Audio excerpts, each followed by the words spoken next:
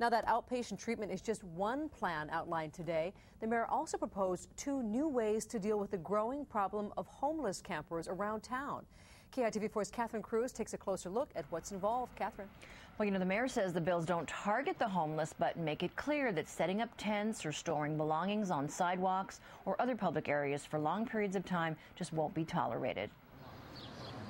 In downtown Honolulu, there are at least a dozen places where homeless camps are creating a problem of access.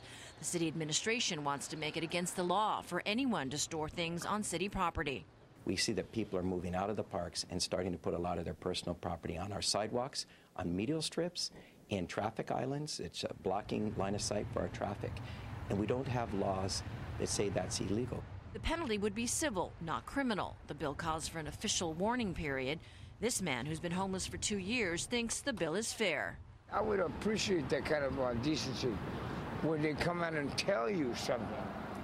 Like, you're going to have to move. He says he lost $400 worth of clothes in a suitcase when someone came and hauled his stuff away. They pop up and they grab your stuff and throw it in the truck and you go, what are you going to do? You're going to get out there and fight with policemen? I don't think so. They'll post a notice. They give them 24 hours to remove it.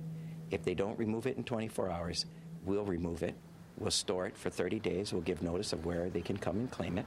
If they don't claim it, then we'll dispose of it. The second bill deals with camping on sidewalks in parks that calls for city police to provide notice about shelters. Other agencies would help provide transportation to alternate sites. Our goal all along is not just to move them around, but to move them into shelters where they can get the assistance and help they need so they can get back into the community again. City lawyers are reviewing that measure. The administration says it wants to make sure the bills pass legal muster and are enforceable.